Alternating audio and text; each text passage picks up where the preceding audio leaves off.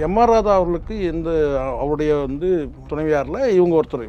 அப்படி தான் நம்ம முதல் மனைவி ஒருத்தர், ரெண்டாவது மூன்றாவது ஒரு மனைவி, நான்காவது மனைவியை தான் இவங்க அறியப்படுறாங்க. அவரை பொறுத்த வரைக்கும் எம்.ஆர். ராதா பொறுத்த வரைக்கும் வெளிப்படையாக தான் 5 மனைவி வச்சுருந்தார்.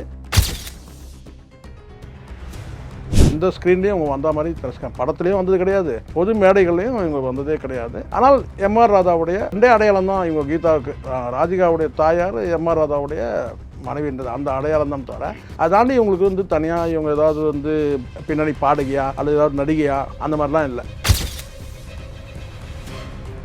ராதிகான்ற மிக சிறந்த நடிகையின் தாயார்ன்ற அந்த அடையாளம் அவங்களுக்கு இருந்திருக்கு. அதை காட்டிலும் எம்.ஆர். ராதாவுடைய மனைவினால அதுக்கு ஒரு தனி கட்சி. இதை விட நான் சொல்கிறது, நான் எங்கேயும் ராதிகா குறைச்சி மதிப்பிடல. இந்த இடத்துல ராதிகாவை காட்டிலும் எம்.ஆர். ராதா மனைவின்றது தான் மிகப்பெரிய அங்கீகாரம். உங்களுக்கு இன்ஸ்பிரேஷன் யாருன்னு சொன்னால் உடனே என்ன செய்வாங்க, நேராக சாவித்திரிகிட்ட போயிடுவாங்க, இல்லை சௌகர் ஜானகிட்ட போயிடுவாங்க. இன்றைக்கி உள்ள வளர்ந்து வரக்கூடிய ஆகக்கூடிய நடிகைகள்லாம் இருக்கிறாங்களே, அவங்கெல்லாம் ராதிகா ரேவதியோட நடிப்பை பார்க்கணும். உண்மையாக சொல்லணும், அந்த அளவுக்கு முக பரிமாணங்கள் நடிப்பை காட்டக்கூடிய நடிகர்லாம் இன்றைக்கி ரொம்ப கம்மி. நீங்கள் என்றைக்கோ இருந்த சாவித்திரியோட நடிகை, சரோஜா நடிகை நடிப்பை நீங்கள் பார்க்குறத இன்றைக்கி இருக்கிற ராதிகா எல்லாரும் நீங்கள் அதை தான் சொல்கிறாங்க. என்னென்னு கேட்டால், அவர் 5 மனைவி சார், 5 மணியா சார், அதில் என்ன பொறாமப்படுறதுக்கு என்ன இருக்குது? அவருடைய விருப்பம் 5 பேர். அதை நீங்கள் பெருமையாக பேசும்போது ஒரே மனைவியோட வாழக்கூடிய அவருடைய மகனையும் நீங்கள் பேசணும்ல. இந்த இடத்துல சொன்னாக்கா உடனே நான் ஏதோ ராதா ரவிகிட்ட காசு வாங்கிட்டேன்னு பேசுவேன். இப்போ என் தலையெழுத்து அப்படி தான் இருக்குது. இது யாராவது கொஞ்சம் ஒரு நல்ல வார்த்தை பேசினா எவ்வளோனா திட்டலாம் ஒருத்தரை, ஆனால் ஒருத்தர் நல்ல வார்த்தை சொன்னால் அவர்கிட்ட காசு வாங்கிட்டான்றான். என்ன அப்படி நான் வாங்கி போட்டிருந்தேன்னா இந்நேரம் பார்த்தீங்கன்னா அண்ணா நகரில் 4 வீடு வாங்கிடுது.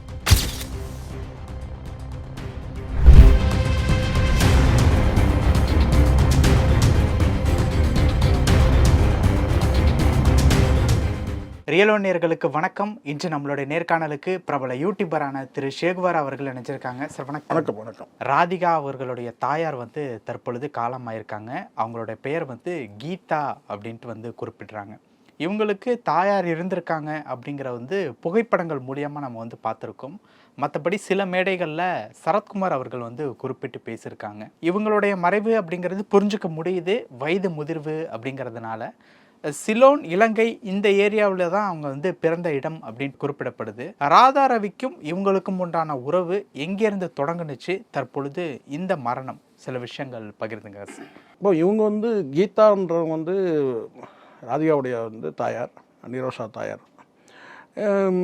இது என்னென்னா, எம்.ஆர். ராதா அவர்களுக்கு அவருடைய துணைவியாரில் இவங்க ஒருத்தர். அப்படி தான் நம்ம முதல் மனைவி ஒருத்தர், ரெண்டாவது மூன்றாவது ஒரு மனைவி, நான்காவது மனைவியை தான் இவங்க அறியப்படுறாங்க. நான்காவது மனைவி, 5வது ஒரு மனைவி இருக்காங்க. அவரை பொறுத்த வரைக்கும் எம்.ஆர். ராதா பொறுத்த வரைக்கும் வெளிப்படையாக தான் 5 மனைவி வச்சுருந்தார். அவங்களுடைய பெரும்பாலும் உங்களுக்கு தெரியும், பொது மேடையில் யாரையுமே பார்க்க முடியாது, அப்படி தான் அவர் வச்சுருந்தார்.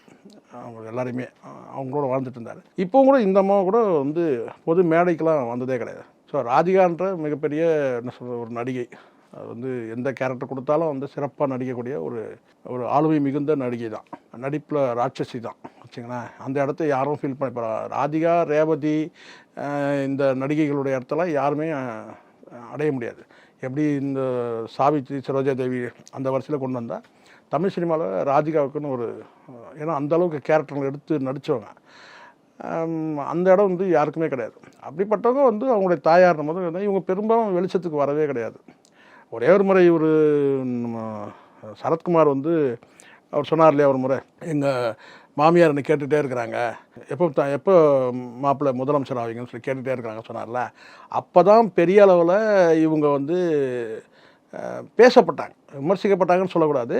அவர் சொன்ன விஷயம் ட்ரோல் ஆச்சு. யார், சரத்குமார் சொன்ன விஷயம் ட்ரோல் ஆச்சு. என்னென்னா, என் மாமியார் என்னை எப்போ பார்த்தா கேட்டுகிட்டே இருக்கிறாங்க, எப்போ மாப்பிள்ளை நீங்கள் முதலமைச்சர் ஆகணும்னு கேட்டால், அது பெரும்பாலும் அது நகைச்சுவையாக தான் பகிரப்பட்டது சமூக வலைதளத்தில். அது தாண்டி பைல்வான் ரங்கநாதன் ஒரு முறை விமர்சனம் பண்ணி அதுக்கு ராதிகா ரியாக்ட் பண்ணதெல்லாம் பரவாயில்ல பேசப்பட்டது அந்த விஷயத்தில். அதை தாண்டி இவங்க வெளிச்சத்துக்கு, அதாவது கேட்டால் எந்த ஸ்க்ரீன்லேயும் அவங்க வந்த மாதிரி படத்துலேயும் வந்தது கிடையாது, பொது மேடைகள்லையும் இவங்க வந்ததே கிடையாது. ஆனால் எம்.ஆர். ராதாவுடைய என்ன சொன்னால் மனைவின்றது எல்லாருக்கும் தெரியும். ரெண்டே அடையாளம் தான் இவங்க கீதாவுக்கு. ராதிகாவுடைய தாயார் எம்.ஆர். ராதாவுடைய மனைவின்றது அந்த அடையாளம் தான் தவிர அதை தாண்டி இவங்களுக்கு வந்து தனியாக இவங்க ஏதாவது வந்து பின்னணி பாடகியா அல்லது ஏதாவது நடிகையா அந்த மாதிரிலாம் இல்லை. வெளியே தெரியாத ஒரு முகமாக தான் இருந்தாங்க. இப்போ தான் நம்ம பார்க்குறோமே முகத்தை. இது முன்னாடி எந்த மேடையிலையும் அவங்க வந்து அவங்க முகத்தை காட்டினதே கிடையாது. எப்படி எம்ஆர் ராதா அவர்களுடைய மனைவி ஆனாங்க? இவங்க இந்த இப்போது சொல்லுவாங்க, வழக்கமாக சொல்லக்கூடியது தான், அது யாரையும் குறிப்பிட்டு சொல்ல முடியல.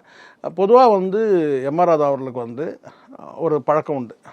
மேடை நாடகங்கள் போடும்போது அங்கே வந்து தங்கி வேலை செய்கிறாங்களே, கிட்டத்தட்ட ஒரு 2 மாதம் 3 மாதம் அப்படி தங்கி வேலை செய்யும் போது அங்கே காதல் வயப்படுறது தான். காதல் வயப்பட்டு தான் கல்யாணம் பண்ணிக்கிறது. காமத்துக்காகன்னா அவர் வந்து கணக்கு வழக்கலாமல் வச்சுக்க முடியும். இது வந்து காதல் வயப்படுறது தான். அந்த இடத்துல போகும்போது அங்கே ஒரு 3 மாதம் 4 மாதம் இருக்கும்போது அது வந்து கிட்டத்தட்ட அவருக்கு ஒரு வழக்கமாகவே இருந்திருக்கு. இப்போ 5 மனைவிகள் எதனால்னா அவர் வந்து அவரோட வந்து அவர் பயணப்படும் போது அங்கே அவங்களுக்கு பழக்கம் நெருக்கம் ஏற்பட்டு அப்படியே வந்து ஒரு அங்கீகாரம், மனைவின்ற ஒரு அங்கீகாரத்தை கொடுத்துட்றாரு. இதுதான். ஆனால் அதில் வந்து இப்போது நம்ம சொல்லலாம் என்னென்னா வந்து, நாங்கள் ஒரு ஷூட்டிங்கில் போய்ட்டு ஒரு வருஷம் 2 வருஷம் இருக்கிறாங்க, மேடை நாடகம் போடுறாங்க, அங்கே வந்து ஒரு வாழ்க்கையா, அப்போது போகிற இடத்துல ஒரு வாழ்க்கையானது அவருடைய இயல்பு. அது அவருக்கு சாமர்த்தியம் இருக்குது. சொல்லுவாங்கள்ல, பல்லு இருக்கிறவங்க பக்கடா சாப்பிட்றான்னு சொல்லுவாங்கள்ல, அந்த மாதிரி தான் இது. அவருக்கு வந்து சமாளிக்க முடியுது. அவர் வந்து அதை வச்சுக்கிறார். அதை யாரும் கிரிட்டிசைஸ் பண்ண முடியாது. ஆனால் இங்கே வந்து ஒரு கள்ளத்தனமாக ஒரு திருட்டுத்தனமாக தாலி கட்டிட்டு இருக்கிறது தான் பிரச்சனை. ஆனால் வெளிப்படையாக கல்யாணம் பண்ணி வந்து எல்லா மனைவிகளையும் வந்து அவர் வெளிப்படையாக தான் வச்சுருந்தார். அப்படி தான் வந்து வாழ்ந்துட்டு இருந்தார். வச்சுருந்தா சொல்லக்கூடாது, வாழ்ந்துட்டு இருந்தார். அப்படி தான் நம்ம சொல்ல முடியும்.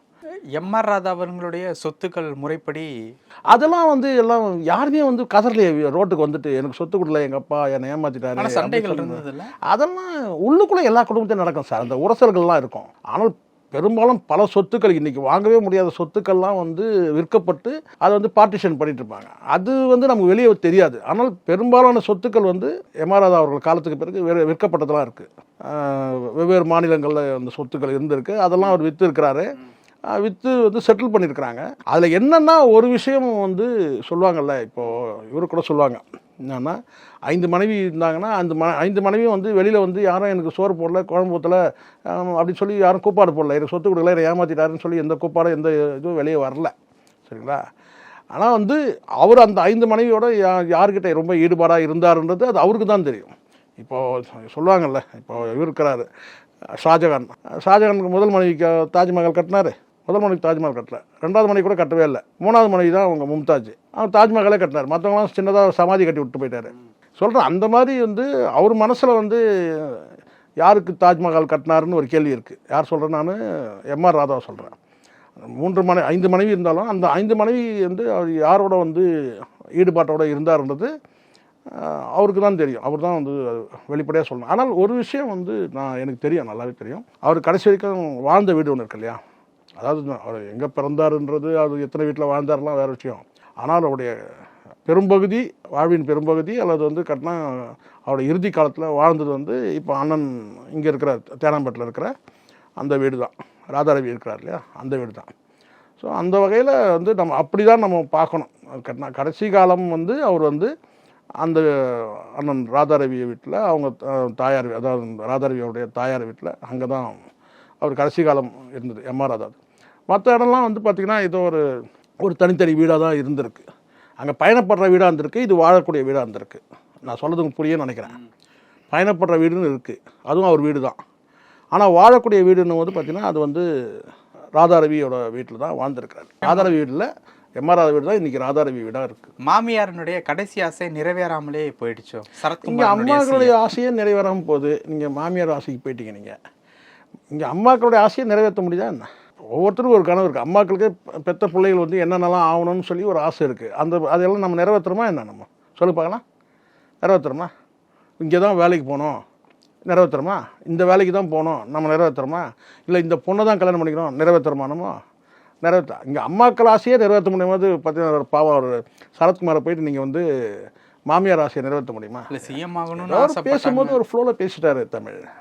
அவரை வந்து கேலி கிண்டல் பண்ண வேணான்னு நான் நினைக்கிறேன். ஏன்னா போதும்.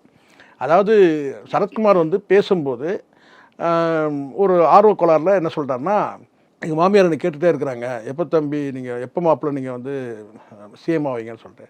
அப்போ இதுலேருந்து என்ன தெரியுதுன்னா, இவர் வந்து ஒரு நம்பிக்கையில் இருந்திருக்கலாம். நம்மளும் வந்து ஒரு ஒரு பாப்புலாரிட்டி இருக்குது, நிறைய ரசிகர்கள் நம்ம போகிறப்பெல்லாம் கை தட்டுறாங்க, நம்மக்கிட்ட ஆட்டோகிராஃப் கேட்குறாங்க. இப்போ விஜய்க்கு இல்லையா அந்த மாதிரி ஒரு ஆசை அவருக்கு இருந்த காலகட்டத்தில் அப்போது அவங்க நினச்சிருப்பாங்க, மாப்பிள்ளையை பார்க்குறதுக்கு இவ்வளோ கூட்டம் கூடுறாங்க.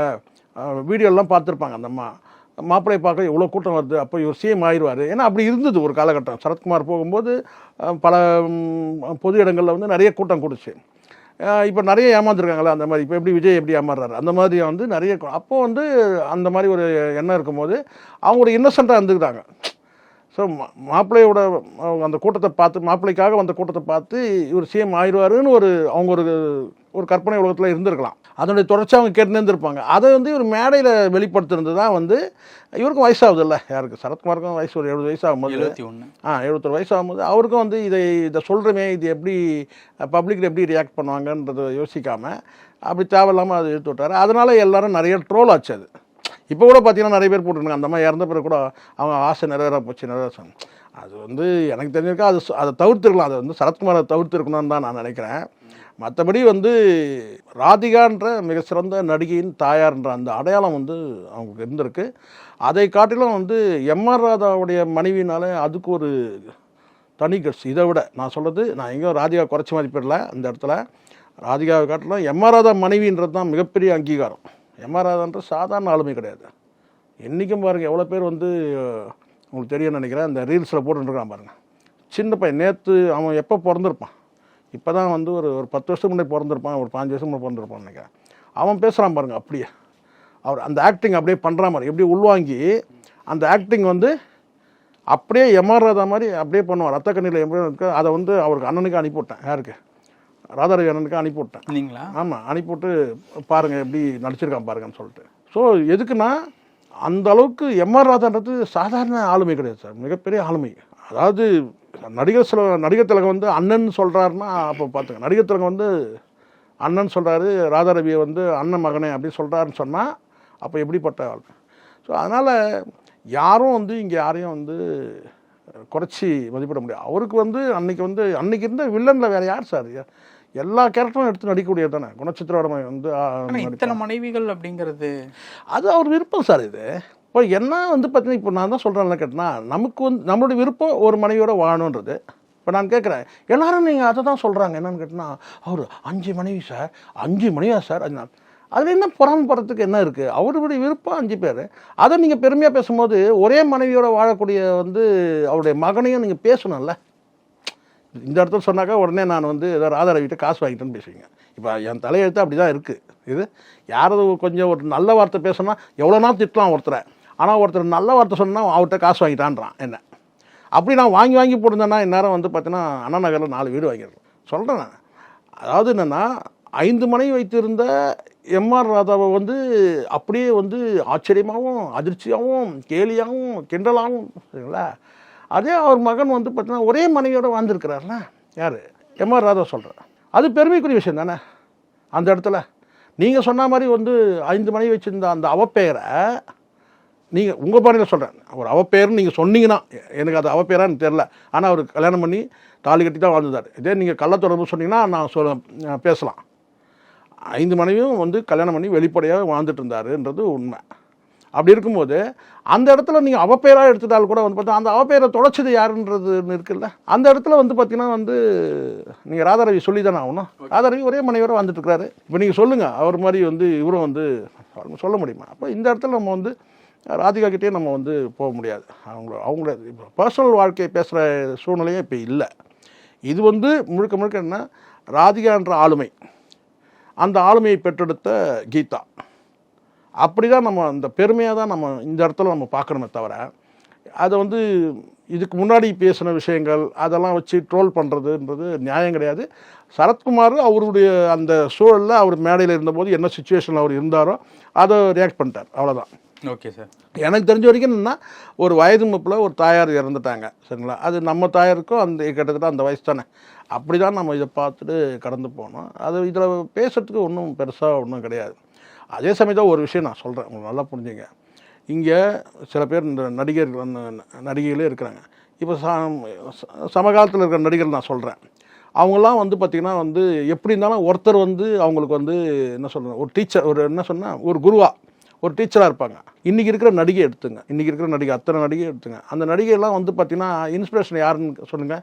உடனே நேராக சாவித்திரிகிட்ட போயிடுவாங்க. யார்கிட்ட? இங்கே நேராக உங்களுக்கு சாவித்திரி நடிப்பு ஒரு ஒரு ஸ்க்ரீனில் கூட பார்த்துருக்க மாட்டாங்க. அந்த பிளாக் அண்ட் ஒயிட் படத்தை டிவியில் கூட பார்த்துருக்க மாட்டாங்கன்னு வச்சுங்களேன். என்ன உங்களுக்கு இன்ஸ்பிரேஷன் யாருன்னு சொன்னால் உடனே என்ன செய்வாங்க, நேராக சாவித்திரிகிட்ட போயிடுவாங்க, இல்லை சௌகர் ஜானகிட்ட போயிடுவாங்க.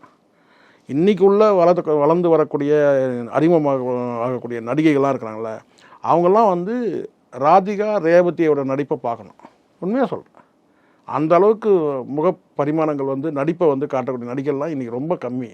நீங்கள் என்றைக்கோ இருந்த சாவித்திரியோட நடிகை சரோஜா நடிகை நடிப்பை நீங்கள் பார்க்குறத விட இன்றைக்கி இருக்கிற ராதிகா ரேவதி இவங்களுடைய நடிப்பை வந்து நம்ம பார்க்கணும். நான் சொல்ல அது இன்னும் கூட இருக்கிறாங்க சில பேர், நான் சொல்கிறேன். நான் இன்னும் நிறைய பேர் சொன்னேன்னா நான் அவங்ககிட்டலாம் காசு வாங்கிட்டேன்னு வேறு சொல்லுவாங்க. அதுக்குமா? ஆமாம், அதுக்கும். ஆமாம், யாரெல்லாம் நான் இப்போ திட்டேன்னா அவங்ககிட்ட காசு வாங்கல. நான் வந்து புகழ்ந்து யாராவது பேசிட்டேன்னா அவங்ககிட்ட காசு வாங்கணும். அப்படி தான் இன்றைக்கி நமக்கு பிராண்ட் ஆகிட்டு இருக்குது. எனக்கு அதை பற்றி கவலை இல்லை. ஆனால் ஒன்று நான் சொல்கிறேன்னு கேட்டால் வந்து ஒரு எம்ஆர் ராதாவுடைய மனைவி அவங்க வந்து இறந்துருக்குறாங்க. ராதிகான்ற மிகச்சிறந்த ஒரு ஆளுமை. அவங்க வந்து நடிப்பில் வந்து இன்றைக்கும் வந்து பார்த்திங்கன்னா வந்து எந்த கேரக்டர் கொடுத்தாலும் நடிக்கிற அளவுக்கு ஒரு திறமையான நடிகை. அந்த வகையில் வந்து கேட்டால் அவங்க அம்மா இறந்துட்டாங்கன்றது ஒரு துக்க செய்தி. அவ்வளோதான். அந்த துக்கத்தை நம்ம பகிர்ந்துப்போம். அவ்வளோதான். பல விஷயங்கள் பேசணும். நேரத்துக்கு ரொம்ப நன்றி சார். நன்றி சார்.